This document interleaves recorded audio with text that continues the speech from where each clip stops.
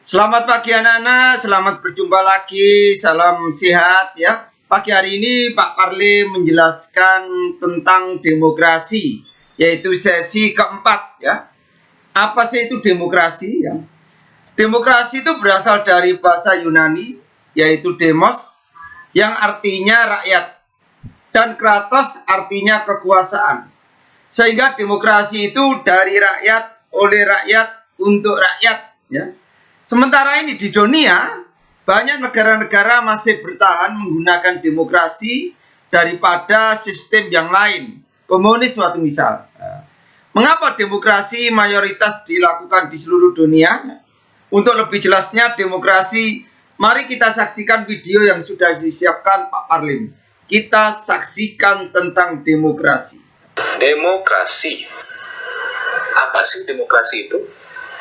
Sebagai seorang warga negara Republik Indonesia, kita sering mendengar istilah demokrasi tersebut diucapkan atau ditulis, tapi mungkin kita juga masih belum paham sebenarnya demokrasi itu apa. Nah, pada video kali ini, Asal Jeplak akan menjelaskan mengenai apa asal kata dari demokrasi, apa sih pengertian demokrasi menurut para tokoh, sedikit sejarah mengenai demokrasi, ciri-ciri pemerintahan yang menganut sistem demokrasi, apa saja prinsip demokrasi, apa saja jenis dan macam-macam demokrasi, apa sih kelebihan dan kekurangan dari demokrasi, dan negara-negara mana saja yang menganut sistem demokrasi tersebut.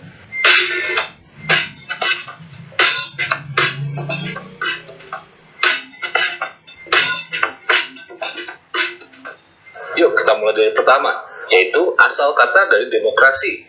Demokrasi berasal dari kata demos dan kratos, di mana demos sendiri berarti rakyat dan kratos berarti kekuatan, yang kalau digabungkan artinya harfiah sekali, yaitu kekuatan rakyat. Kemudian menurut beberapa tokoh sejarah, mereka memiliki definisi sendiri mengenai demokrasi ini, yang biasanya tergantung dari paham politik mereka yang mereka anut saat itu. Misalnya pertama dari Franklin D. Roosevelt, dia menyatakan bahwa jangan sampai kita lupa bahwa pemerintah adalah diri kita sendiri dan bukanlah kekuatan asing atas kita. Penguasa utama dari demokrasi kita bukanlah seorang presiden dan para senator dan anggota kongres dan pejabat pemerintah, tetapi para pemilih di negara ini. Kemudian yang kedua, menurut Benito Mussolini yang terkenal fasis, menurut dia demokrasi itu hanya indah dalam teori, dalam prakteknya itu adalah suatu kekeliruan. Ini menurut Mussolini ya, bukan menurut Asal Jeplak. Selanjutnya, pengertian demokrasi menurut Aristoteles, yaitu demokrasi adalah ketika orang-orang yang miskin yang berkuasa dan bukan orang-orang dari kalangan berada. Kemudian selanjutnya, salah satu presiden Amerika Serikat yang paling terkenal, Abraham Lincoln, menyatakan bahwa demokrasi adalah sistem pemerintahan yang diselenggarakan dari rakyat, oleh rakyat, dan untuk rakyat. Inilah demokrasi ya. Jadi demokrasi itu rakyat itu rajanya. Rakyat itu yang berkuasa ya. Kita saksikan. Nah, tadi sudah saya berikan beberapa definisi demokrasi dari beberapa tokoh sejarah.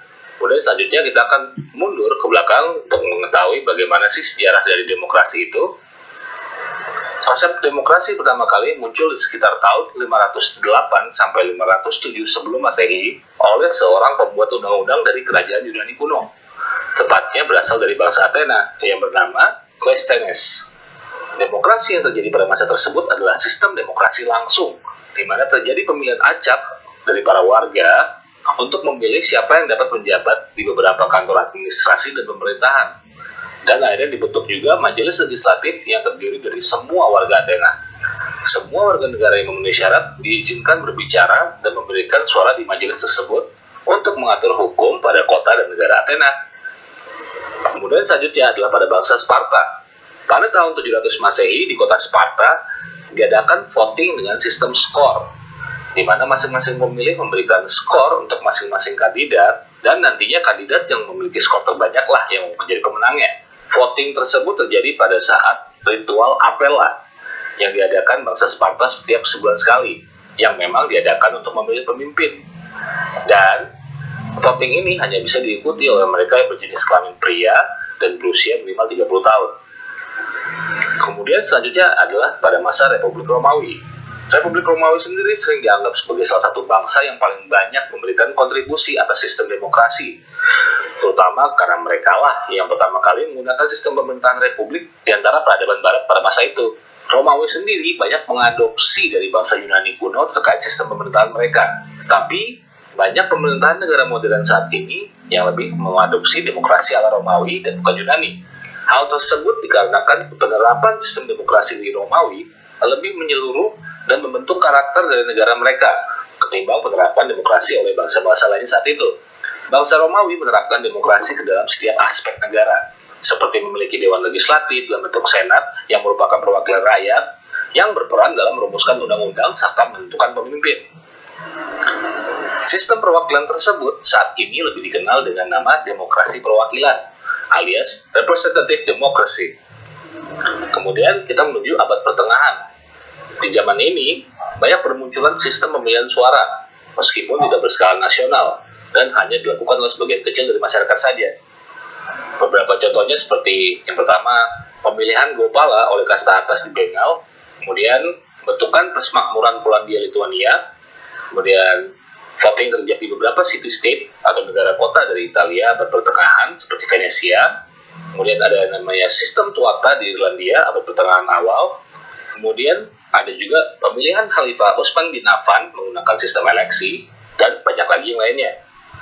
Salah satu peristiwa yang cukup penting bagi perkembangan demokrasi di kebudayaan Barat adalah pada saat Inggris membuat perjanjian Magna Carta pada tahun 1215. Perjanjian yang dibuat antara Raja John dengan pihak gereja tersebut berisikan persetujuan raja untuk melindungi hak-hak gereja dan para bangsawan yang kemudian disetujui oleh perwakilan bangsawan yang terdiri dari 25 orang. Bentuk awal dari parlemen di Inggris ini semakin menguat pada tahun 1265. Yang dinamakan Parlemen Simon de Montfort, di mana Montfort mengumpulkan perwakilan dari berbagai kalangan meskipun masih belum melibatkan rakyat. Kemudian di Amerika Utara, pemerintahan dengan bentuk perwakilan terbentuk di Jamestown, Virginia, dengan dipilihnya Majelis Burgesses yang ada sebelum Majelis Umum Virginia pada tahun 1619. Kemudian di Amerika Utara juga, kaum Puritan Inggris yang bermigrasi sejak tahun 1520 mendirikan koloni-koloni di New England yang pemerintahan daerahnya bersifat demokratis dan kemudian pada akhirnya mendorong perkembangan demokrasi di Amerika Serikat secara keseluruhan. Namun karena pada waktu itu Amerika Serikat belum merdeka dan menjadi satu negara, meskipun majelis-majelis daerah memiliki sedikit kekuasaan, otoritas mutlaknya tetap dipegang oleh raja dan parlemen Inggris. Nah, selanjutnya kita beralih ke zaman modern. Bangsa pertama dalam sejarah modern yang mengadopsi konstitusi demokrasi adalah Republik Korsika pada tahun 1755. Konstitusi dari Republik Korsika itu didasarkan pada prinsip-prinsip pencerahan dan sudah mengizinkan hak suara wanita, hak yang baru diberikan di negara demokrasi lain pada abad ke-20. Pada tahun 1789, Prancis pasca revolusi mengadopsi deklarasi hak asasi manusia dan warga negara, dan konvensi nasional dipilih oleh semua warga negara pria pada tahun 1792. Transisi abad ke-20 menuju demokrasi liberal muncul dalam serangkaian gelombang demokrasi yang diakibatkan oleh perang, revolusi, dekolonisasi, agama, dan kondisi perekonomian. Pada tahun 1920-an, demokrasi tumbuh subur, tetapi sempat terhambat oleh The Great Depression atau depresi besar yang terjadi pada Amerika Serikat waktu itu. Bahkan negara-negara di Amerika Latin dan Asia langsung berubah ke sistem kekuasaan mutlak, kediktatoran. Fasisme dan kediktatoran terbentuk di Jerman dengan Nazi-nya, kemudian Italia, Spanyol, dan Portugal. Serta ada juga rezim-rezim non-demokratis yang ada di Baltik, Balkan, Brazil, Kuba, Cina, dan Jepang. Selanjutnya pada tahun 1960, banyak negara yang sudah menggunakan sistem demokrasi, meski sebagian besar penduduk dunia tinggal di negara yang melaksanakan pemilihan umum terkontrol dan bentuk-bentuk pembohongan lainnya, terutama di negara-negara komunis dan bekas koloninya. Kondisi ekonomi yang memburuk pada tahun 1980-an disertai dengan ketidakpuasan atas penindasan dari Soviet menjadi faktor runtuhnya Uni Soviet yang menjadi tanda berakhirnya Perang Dingin dan mulainya demokratisasi dan liberalisasi dari bekas negara-negara di Blok Timur. Baik, saya kira itu untuk demokrasi sesi 4. Saya kira materi pagi hari ini sampai di sini. Selamat pagi, jaga kesehatan di rumah.